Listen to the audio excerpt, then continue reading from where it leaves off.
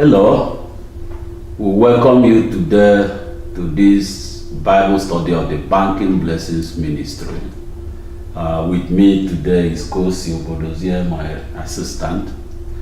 And today we're going to do a different kind of study. We know that Christ did a lot of his teaching through preaching. He preached preached about the kingdom of God, told us what God created us to do and how God created us to live and what we were expected to do in order to earn our place in the kingdom.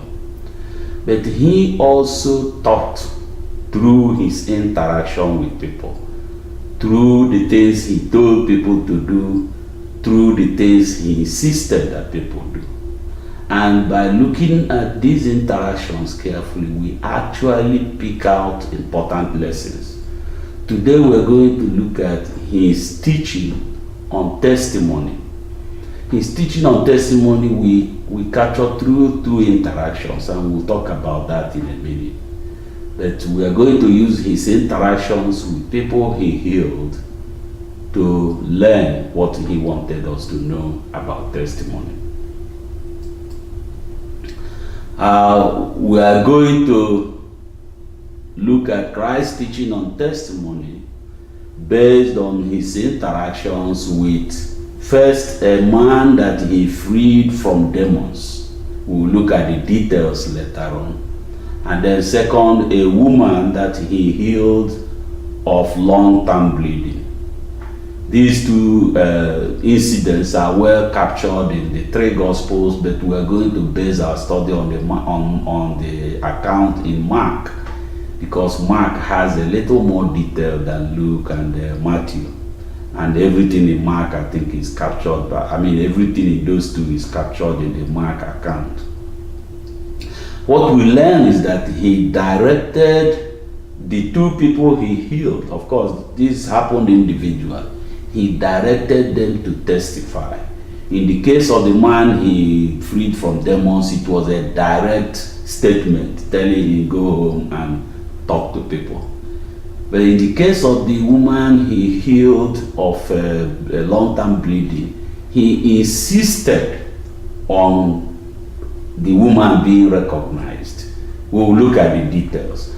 And it is only when the woman came forward and gave testimony and showed that she was appreciative, she was deeply appreciative of what had happened, that he turned to her and said, "You can go home in peace." Now we also look at an example from Peter, which we have studied in a previous Bible study, but we bring it back because when Peter was released from Herod's prison, the first thing he did before he completed his escape from Herod, the first thing he did was he went to his faith family and testified. So we'll look at his interactions with the faith family after his escape from Herod's prison. As I said, we're going to base this study on Mark chapter 5 and other Bible passages.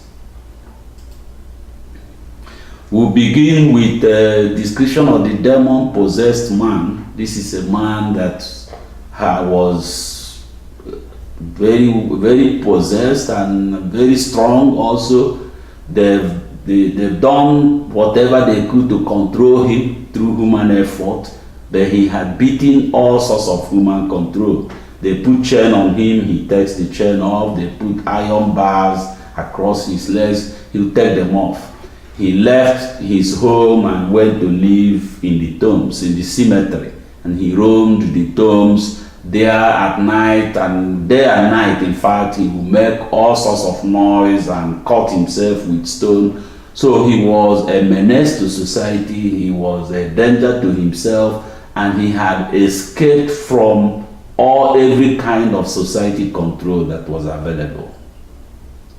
Let us read about this in Mark chapter 5, verses 1 through 5.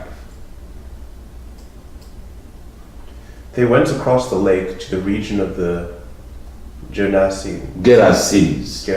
Yeah. When Jesus got out of the boat, the man with impure spirit came from the tombs to meet him. This man lived in the tombs, and no one could bind him anymore, not even with a chain. For he had often been chained hand and foot, but he tore the chains apart and broke the irons on his feet. No one was strong enough to subdue him. Night and day among the tombs and in the hills, he would cry out and cut himself with stones. So this man that the society had given up on him, he had gone beyond everything that the society had. So then he met Jesus. At the time he met Jesus, an interesting thing happened. The evil spirit in him, or spirits, because it turned out there were many of them. He testified that there were many of them.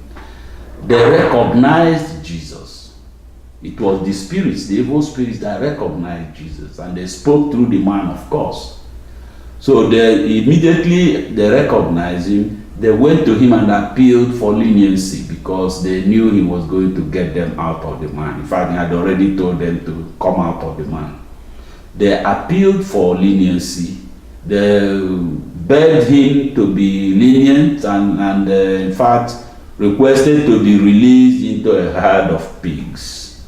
And that is eventually what happened. Let us read about this in Mark 5, verses 6 to 12. When he saw Jesus from a distance, he ran and fell on his knees in front of him. He shouted at the top of his voice, "What do you want with me, Jesus, Son of the Most High God? In God's name, don't torture me." For Jesus had said to him, "Come out this man, you impure spirit." Come out of this man. Come out of this man, you impure spirit. Then Jesus asked him, "What is your name?" "My name is Legion," he replied, "for we are many." And he begged Jesus again and again not to send them out of the area. A large herd of pigs was feeding on the nearby hillside. The demons begged Jesus, "Send us among the pigs. Allow us to go into them." So it was the evil spirit that communicated with Jesus, not the man. So the man played no role in all of this other than he was a mouthpiece for the evil spirit. This is important because this means he didn't ask for anything. He wasn't brought by anybody, so nobody prayed for him. Nobody asked for Jesus for anything on behalf of the man. But Jesus had mercy on him. So the reason I'm emphasizing this is that it is the mercy of God that healed this man. It's not, in fact, it's not his prayer, it's not the prayer of anybody. It's just that God, he encountered God and God had mercy on him. So it was the mercy of God that healed him. Let us read about the details of his healing in Mark 5:13 to 17. He gave them permission, and the impure spirits came out and went into the pigs. The herd, about 2,000 in number, rushed down the steep bank into the lake and were drowned. Those tending the pigs ran off and reported this in the town and countryside, and the people went out to see what had happened. When they came to Jesus, they saw the man who had been possessed by the legion of demons sitting there, dressed and in his right mind. They were afraid. Those who had seen it told the people what had happened to the demon-possessed man, and told about the pigs as well. Then the people began to plead with Jesus to leave their region. So they pleaded with Jesus to leave their region. We don't really, I think they were concerned about attention, but that's not the subject of our Bible study, so we leave that alone. But Jesus prepared to leave. As he prepared to leave, the man asked to live with him. Remember, now the man had regained his senses. He was now himself. He knew where he was. and he knew who was responsible for bringing him back from where he had been. So he wanted to follow Jesus. He requested. An interesting thing happened. Jesus told him, no, go home. Go home and testify among your people. Testify among your people what God had done for you and how God had had mercy on you. So the man left. He didn't go with Jesus. He went into the town. The town was made up of 10 cities. The Decapolis, they called it in the Bible. And he went in and preached everywhere. He told his story everywhere. He gave testimony everywhere, and people were amazed.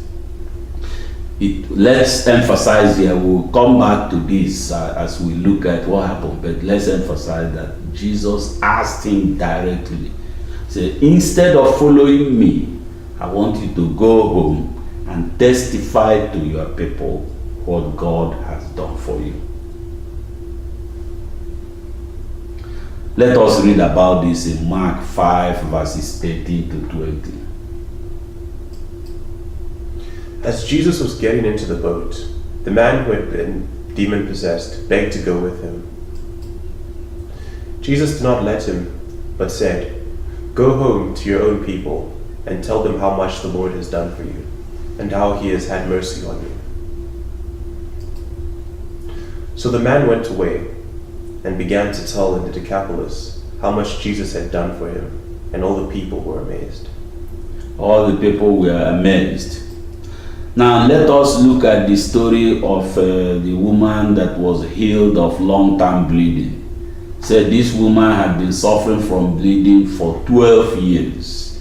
She had seen all sorts of doctors. She had spent all she had.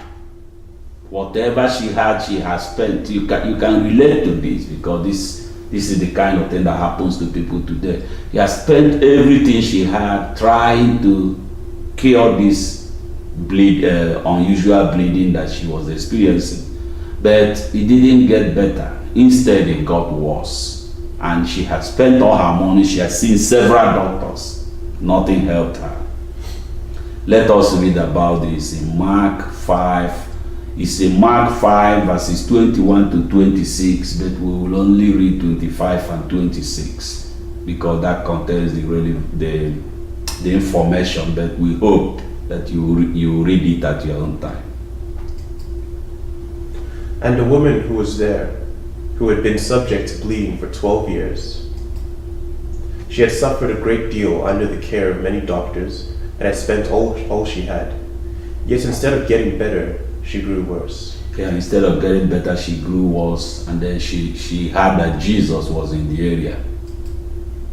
So she believed that if she could only touch his clothing, she wasn't looking to talk to him, she wasn't looking to bother him. She knew that if she could just touch even his garment, that was enough to heal her.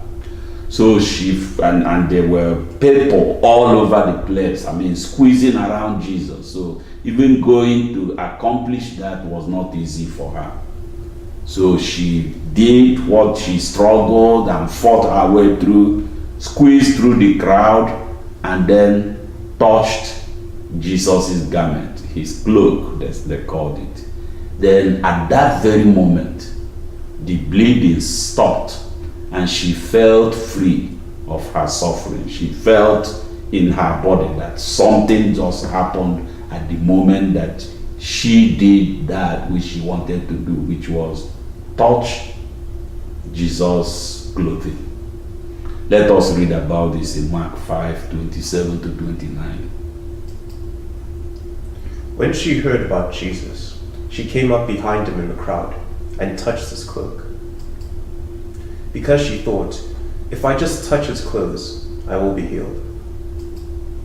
Immediately, her bleeding stopped, and she felt in her body that she was freed from her suffering. Then, this is interesting. Jesus immediately realized that something happened. And he started asking, who touched me? And his disciples could not understand that. They said, look, you have all these people pressing against you, struggling to stay close to you. Several of them touch you. So how can you be asking, what is special about this touching?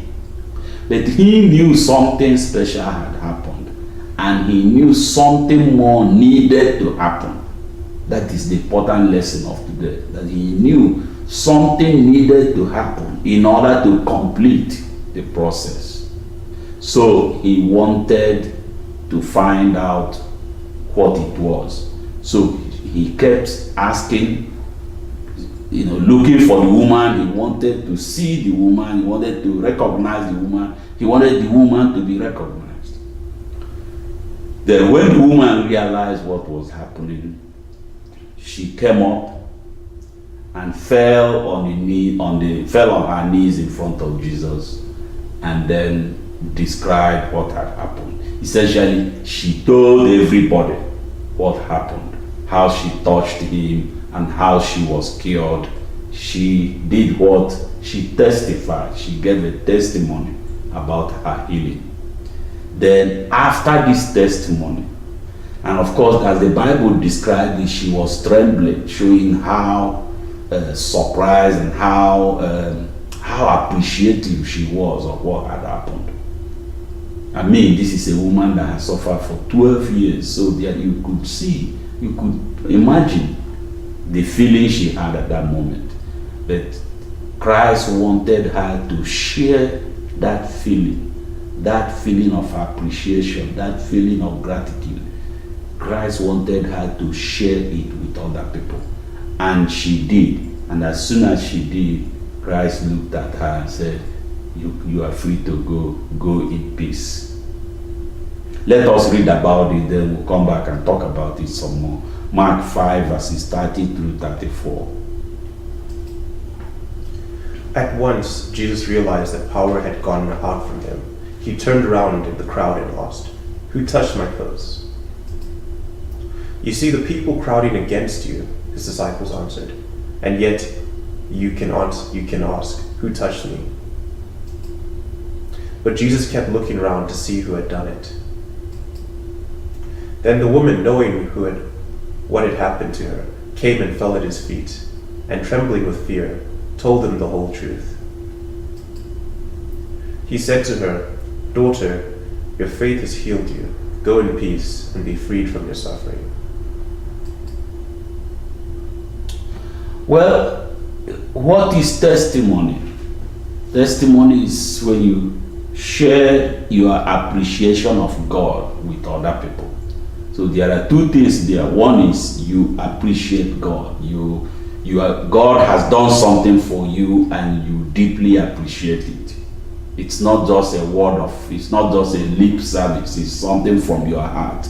You deeply appreciate God for what He has done for you. That is number one. The second one is you want to share this with other people. You want to tell other people about the power and the effectiveness of God. His power, like the woman and the man that was healed. The great power that He showed in doing this healing and how effective the healing was. You want to talk about His mercy. The case of the man, it was simply His mercy that healed the man. The woman, of course, it was mercy, but that was triggered by her faith. God grants prayers and God fulfills promises. So this is the kind of information you want to share with people in a testimony. Whenever you experience something that has these elements and you want to share with people, then why do you do this? Is that when you share your testimony with people, you inspire them to seek God. You make them know that these things can really happen, that this type of relationship can be shared with God. So you inspire them to seek God. And in the two examples we looked at, Christ directed the recipients of His healing, the recipients of God's mercy. He directed them to testify. In one case, it was direct. It said, go home and testify. In the other case, he didn't really tell the woman to testify, but he's looking for the woman, saying, who touched me? Was like telling the woman, hey, I want to see you, I want you to tell us what happened. So in these two cases, he directed the recipients of God's mercy, the recipients of God's kindness, the recipients of God's power to testify about it, to tell other people about it. Well, your motivation in a testimony, you are motivated by the fact that you appreciate something that God has done for you. That's one motivation.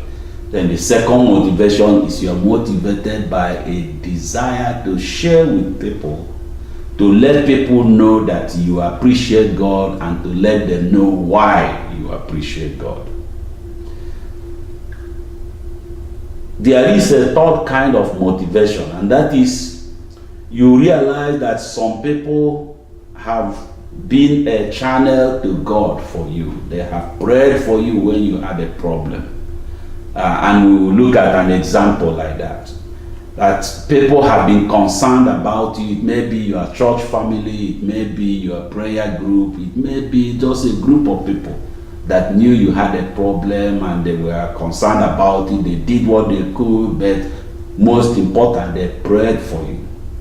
So when you accomplish a success, even a limited success, it's important you go to them, to thank them for showing concern, to let them know that God has granted their prayer, and then let them know what it is you need now so that they can direct their prayer to something to where you need it, instead of praying for something that you have already got. So testimony is motivated by you are appreciating God, you are showing appreciation to God, your desire to share your appreciation of God with other people, and then your desire to show appreciation to people that have been your channel to God.